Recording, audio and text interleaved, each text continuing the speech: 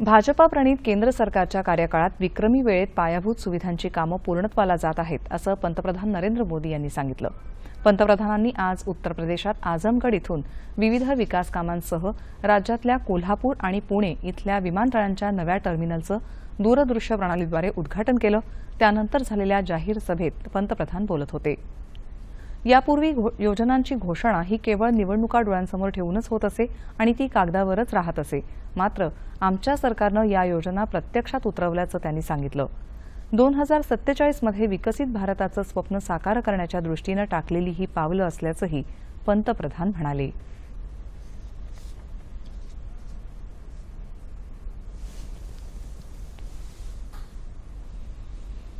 जब मैं एनालिसिस करता तो 35 साल पहले घोषणा हुई।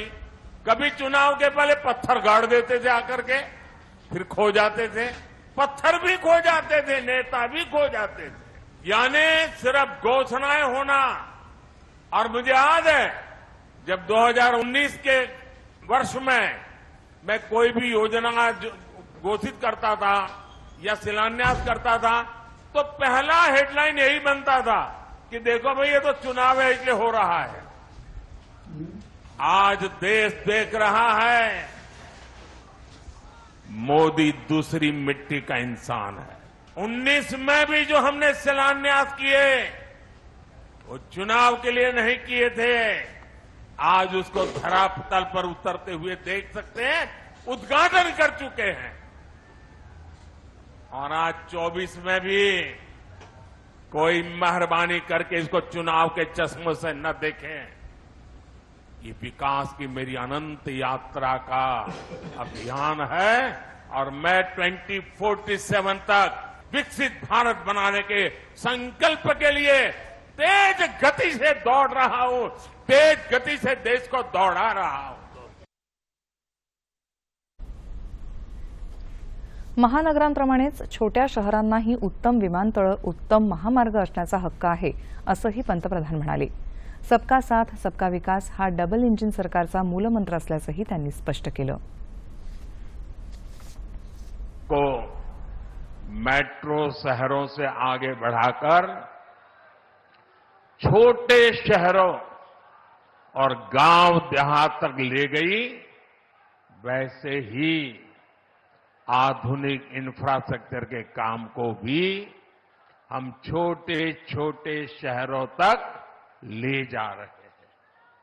छोटे शहर भी अच्छे एयरपोर्ट, अच्छे हाईवेज के उतने ही हकदार हैं जितने ही बड़े मेट्रो शहर हैं। और भारत में जो तेजी से अर्बनाइजेशन हो रहा है उसका जो प्लानिंग 30 साल पहले होना चाहिए था वो नहीं हुआ। हम उसी को ध्यान में रखते हुए आज टियर 2, टियर 3 सिटी उनकी ताकत बढ़ा रहे हैं ताकि अर्बनाइजेशन रुके नहीं और अर्बनाइजेशन एक अवसर बन जाए, उस दिशा में हम काम कर रहे हैं। सबका साथ सबका विकास का यही विजन डबल इंजिन की सरकार का मूल मंत्र है। भ्रष्टाचारी आणि घराणेशाही असणाऱ्या पक्षांकडून देशाचा आता ज्या गतीनं विकास होत आहे तसा विकास होणं अशक्यप्रायच होतं असा टोलाही त्यांनी लगावला। आमच्या सरकारनं गावागावापर्यंत विकास पोहोचवला असंही ते म्हणाले। 2047 पर्यंत विकसित भारत बनण्याचं लक्ष्य साध्य करण्याच्या दिशेनं दमदार वाटचाल सुरू असल्याचंही पंतप्रधानांनी स्पष्ट केलं। ऊस आणि धान्याला आता अधिक किमान आधारभूत किंमत मिळत आहे असं ते म्हणाले। या दौऱ्यादरम्यान पंतप्रधानांनी उत्तर प्रदेशसह 7 राज्यातल्या 34,676 कोटी रुपयांच्या 782 विकास योजनांचं उद्घाटन आणि पायाभरणी केली। या योजनांमध्ये रेल्वे, पायाभूत सुविधा, जलयोजना, रस्ते आदींचा समावेश आहे।